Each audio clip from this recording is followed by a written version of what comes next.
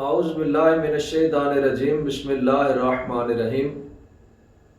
محترم سامعین، میں آج آپ کو بتاؤں گا محبت کی نماز پڑھنے کا طریقہ۔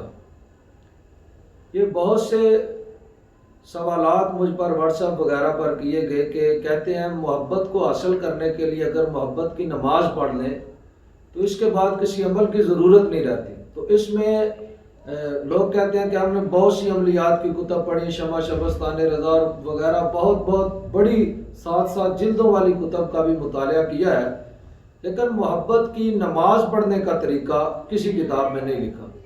اور ساتھ ہی یہ بھی ایک حقیقت ہے کہ اس سے پہلے گوگل پہ یا یوٹیوب پر، ٹک ٹاک پر، کسی بھی قسم کی انٹرنیٹ کی ایپ پر بھی کسی نے آج تک محبت کی نماز کا طریقہ نہیں بتایا اور نہ کہیں پہ ملتا ہے۔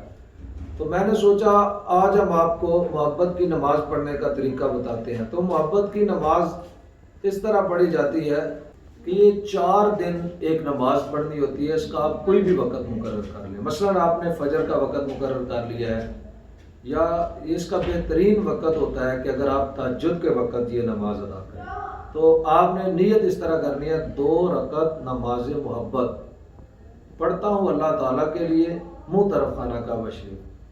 تو اللہ اکبر کہہ کے نیت باندھ لینی ہے۔ نیت باندھنے کے بعد آپ نے اس طرح کرنا ہے کہ پڑھنا ہے جس طرح نماز شروع کرتے ہیں، سبحانک اللہم و بحمدک و تبارک اسمک و تعالی جدک و لا الہ غیرک۔ اگر یہ آپ لکھ لیں سنتے تو یہ آپ کے لیے آسانی ہو جائے گی۔ ولا الہ غیرک تک پہنچ کے آپ نے اس جگہ 20 مرتبہ پڑھنا ہے، یا ودود یا ودود یا ودود۔ اس کے بعد اعوذ باللہ بسم اللہ پڑھ کے سورۃ فاتحہ پڑھنی ہے، ساتھ سورہ اخلاص پڑھیں، اور سورہ اخلاص مکمل کرنے کے بعد پھر 20 مرتبہ یا ودود پڑھیں۔ اس کے بعد اللہ اکبر کہہ کے رکوع میں چلے جائیں، رکوع کی تسبیحات پڑھیں، سبحان ربی العظیم 3 مرتبہ۔ اس کے بعد پھر رکوع میں 20 مرتبہ پڑھیں یا ودود۔ اس کے بعد جب کھڑے ہوں گے سمیع اللہ لمن حمدہ ربنا لک الحمد، تو پھر یہاں پہ کھڑے ہو کے 20 مرتبہ یا ودود کہنا ہے۔ پھر اللہ اکبر کہہ کے سجدے میں چلا جانا ہے، اور سجدے میں جا کر 20 مرتبہ سبحان ربی الاعلیٰ 3 مرتبہ پڑھنے کے بعد 20 مرتبہ یا ودود پڑھنا ہے۔ اللہ اکبر کہہ کے 2 سجدوں کے درمیان جہاں بیٹھنا ہے وہاں پر بھی آپ نے 20 مرتبہ یا ودود پڑھنا ہے، اور پھر اسی طرح دوسرے سجدے میں سجدے کی 3 تسبیحات کے بعد 20 مرتبہ یا ودود کہنا ہے، اور اللہ اکبر کہہ کے دوسری رکعت میں کھڑے ہو جانا ہے۔ اب دوسری رکعت کی ابتدا میں 20 مرتبہ یا ودود کہنا ہے، پھر بسم اللہ پڑھ کے سورۃ فاتحہ پڑھنی ہے، ساتھ سورہ اخلاص پڑھنی ہے، پھر 20 مرتبہ یا ودود کہہ کے جس طرح پہلی رکعت مکمل کی ہے اسی طرح دوسری رکعت مکمل کر لیں۔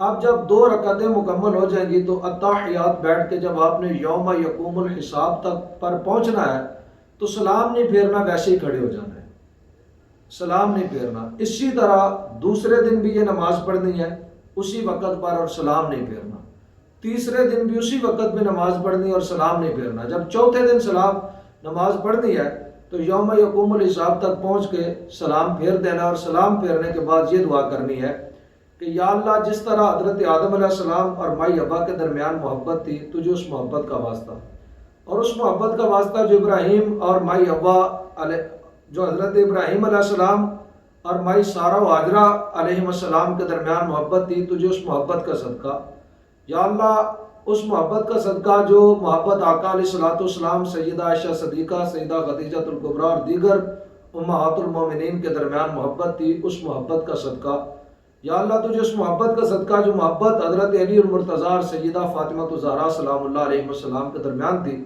یا اللہ فلاں شخص کے دل میں میری محبت پیدا فرما دے۔ اور اس کے بعد کہنا ہے یا اللہ تجھے ان الفاظ کا صدقہ، لا الہ الا انت سبحانک انی کنت من الظالمین، اور ان الفاظ کا صدقہ قل هو اللہ احد اللہ الصمد لم یلد ولم یولد ولم یکن لہ کفوا احد، فلاں شخص کے دل میں میری محبت پیدا فرما دے۔ اس کے بعد 1 مرتبہ درود ابراہیمی پڑھنا ہے اور آپ کی دعا مکمل ہوگی۔ تو یہ ہے صلاۃ الحب کا طریقہ، یہ آپ نے خدا سے مانگنا ہے اور خدا ضرور عطا کرے گا، لیکن کوئی بھی ناجائز چیز اگر خدا سے مانگے تو نام اعمال میں جو نیکیاں ہوتی ہیں وہ بھی ضائع ہو جاتی ہیں۔ حرام چیز کبھی خدا سے نہیں مانگنی چاہیے۔ تو میں نے اس لیے بتا رہا ہوں کہ میاں بیوی کی آپس میں ناراضگی ہو جاتی ہے، باپ بیٹے کی ناراضگی ہو جاتی ہے، 2 بھائیوں کی ناراضگی ہو جاتی ہے، تو یہ آپ تصور رکھیں، یہ تو اسی طرح اگر کوئی بندہ خدا سے سوال کرے یا اللہ مجھے شراب دے، تو یہ اتنا حرام اور کبھی عمل ہے کہ اس کا خمیازہ اسے بھگتنا ہوگا، اور صوفیاء فرماتے ہیں اس کی نیکیاں ضائع ہو جاتی ہیں جب وہ حرام اللہ سے مانگ رہا ہوتا ہے۔ تو یہ بھی کسی حرام کام کے لیے یہ جائز نماز نہیں پڑھنی۔ باقی اگر کسی جائز نماز کے لیے کوئی بھی پڑھے تو میری طرف سے اسے اجازت ہے، وہ پڑھ سکتا ہے۔ وآخر دعوانا الحمدللہ رب العالمین۔